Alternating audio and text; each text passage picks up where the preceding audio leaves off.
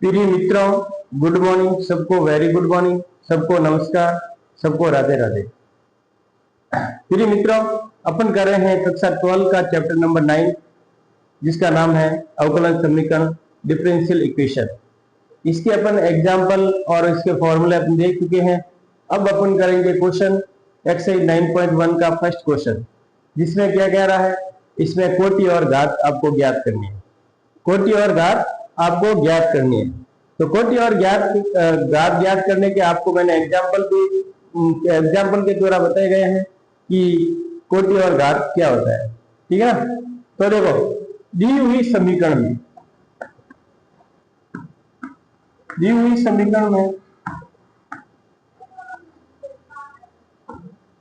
D four Y upon D X square, D four plus sine of X Y की घात। प्रिय मित्रों, दी हुई अवकलन समीकरण के अंदर सबसे पहले देखते हैं कि इसमें डिफरेंशियल कितनी बार हुआ है। तो प्रिय मित्रों, इसमें डिफरेंशियल कितनी बार हुआ है? डिफरेंशियल इसमें 4 बार हुआ है। डिफरेंशियल कितनी बार हुआ? 4 बार। तो इसमें कोटि क्या होगी? कोटि प्रिय मित्रों कितनी होगी? 4 होगी। कोटि कितनी होगी? 4 होगी। तो जिस फंक्शन का अधिकतम डिफरेंशियल होता है उसकी कोटि 4, जैसे 4 बार हुआ है अवकलन तो 4 होगी कोटि। डिफरेंशियल कितनी बार हुआ है? 4 टाइम। तो इसका जो कोटि, जो ऑर्डर है वो कितनी होगी? 4 टाइम होगी। अब अपन देखते हैं डिग्रीज। ये ऑर्डर है, ऑर्डर यानी कोटि। अब डिग्री देखते हैं। डिग्री देखते हैं। डिग्री यानी घात। डिग्री यानी क्या होती है? घात। तो डिग्री इसमें प्रिय मित्रों, ये समीकरण दिया हुआ बहुपद होना चाहिए। यदि बहुपद नहीं है तो इसकी कोई घात नहीं होगी, इसकी कोई घात नहीं होगी। तो ये चीज आप ध्यान रखें। दिया हुआ समीकरण के अंदर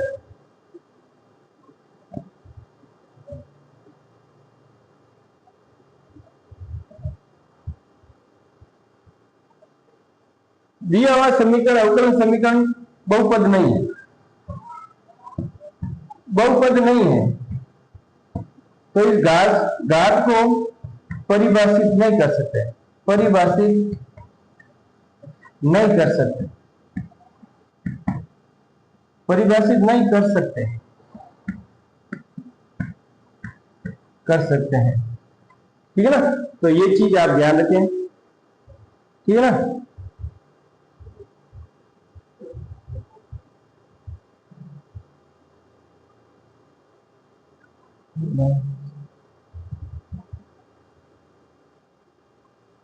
इसी प्रकार ये क्वेश्चन, ऐसे क्वेश्चन आते हैं जो आपको देखना है कि बहुपद है कि नहीं।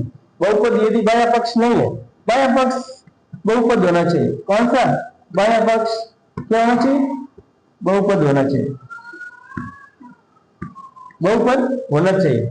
बाया पक्ष बहुपद होना चाहिए, तब उसकी घात अपन पता लगा सकते हैं, जिसके वो अधिकतम जिसको अपन डिफरेंशियल करें उसकी पावर अपन देखते हैं। ठीक ना। और बहुपद होना चाहिए, मेन बात है। आपको बहुपद है तो अपन उसका कर सकते हैं। आगे वाला क्वेश्चन देखिए। आगे वाला क्वेश्चन क्या कह रहा है?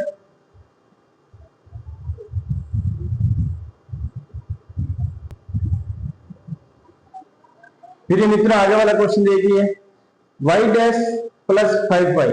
तो इसका अपन हल करते वक्त ध्यान रखेंगे, ये अपना पे एक डिफरेंशियल, वन टाइम डिफरेंशियल की उच्चतम कोटि, उच्चतम कोटि, उच्चतम कोटि की समीकरण है, उच्चतम कोटि की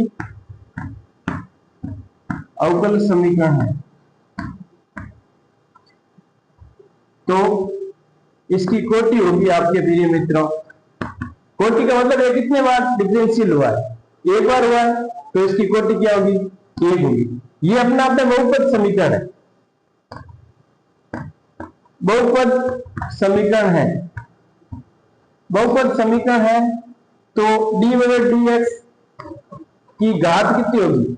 डी ओवर डी एक्स की घात कितनी होगी? घात होगी वो 1 होगी। घात कितनी होगी? वो 1 होगी। ये आपके क्या कहलाता है? डिग्रीज कहलाता है। और ये क्या कहलाता है? ऑर्डर कहलाता है। क्या कहलाता है? ऑर्डर। तो इसकी क्वेश्चन की जो कोटि होगी वो 1 होगी और जो घात होगी वो 1 होगी। घात कितनी होगी? 1 होगी। जो जिसका अधिकतम डिफरेंशियल हुआ है उसी की घात देखनी है आपको। और बाह्य पक्ष आपके क्या होना चाहिए? बहुपद समीकरण होना चाहिए। क्या होना चाहिए? बहुपद समीकरण होना चाहिए। तो ये ध्यान रखें आप, ठीक है ना। ऐसे क्वेश्चन अपन इंग्लिश में भी ध्यान रखें, दी हुई इक्वेशन को अपन कैसे सॉल्व कर सकते हैं।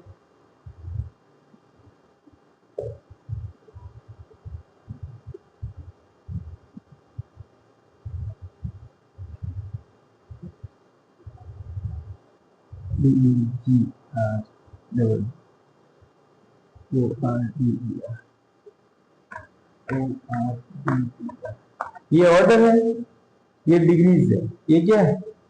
DEGRE, ये डिग्री है। तो ये चीज आप इंग्लिश में भी आप ध्यान रख सकते हैं, ठीक है ना। तो आगे वाला क्वेश्चन देखिए क्या कह रहा है। क्वेश्चन नंबर 3 अपन देखते हैं।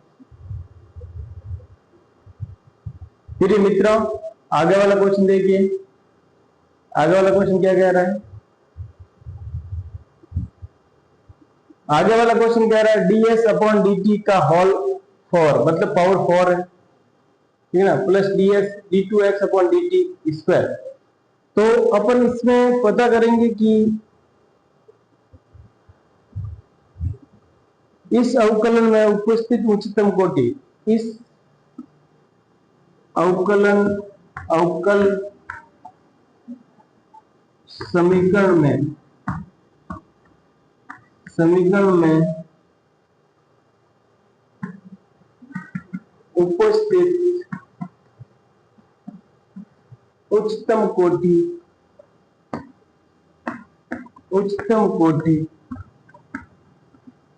समीकरण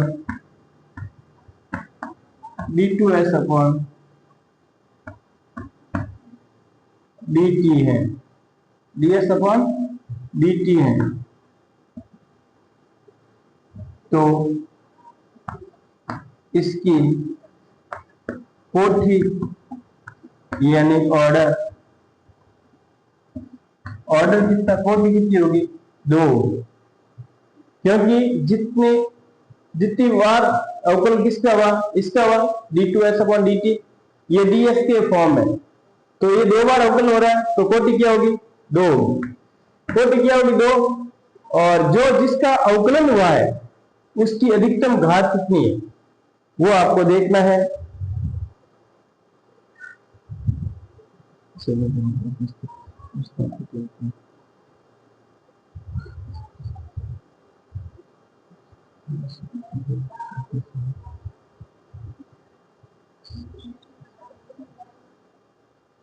ये अवकल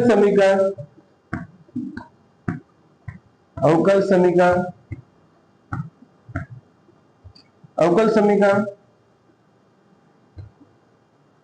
ds/dt बहुपद के रूप में है। तो इसकी घात यानी डिग्री कितनी होगी? 1 होगी। डिग्री कितनी होगी प्रिय मित्रों? 1 होगी। ये चीज आप ध्यान रखें। इस अवकल समीकरण में उपस्थित उच्चतम कोटि समीकरण d2s/dt है, और तो इसकी कोटि 1 होगी। और इसका अवकल समीकरण, और इस अवकल समीकरण में ds/dt के बहुपद के रूप में है, तो इसकी घात क्या होगी? 1 होगी। ये चीज आप ध्यान रखें, ठीक है ना। तो अपन ये वापिस इसके फॉर्म में होना चाहिए, तब अपन बहुपद गिना जाए। यहाँ पे इस फॉर्म में चल रहा है, ठीक है ना। इसको अपन ऐसे भी लिख सकते हैं, इसको पहले लिख सकते हैं, इसको बाद में लिख सकते हैं, तो भी चलेगा, ठीक है ना। तो आगे वाला देखिए क्वेश्चन। आगे वाला क्वेश्चन क्या कह रहा है? आगे वाला क्वेश्चन देखिए।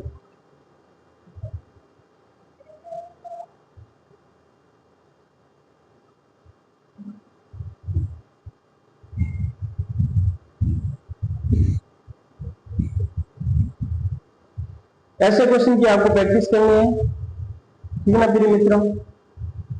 और क्वेश्चन आप बार बार ऐसे क्वेश्चन देखेंगे, और जो पेपर देखेंगे पुराना पेपर, उसमें आपको पता चलेगा कि क्वेश्चन कैसे आ रहा है।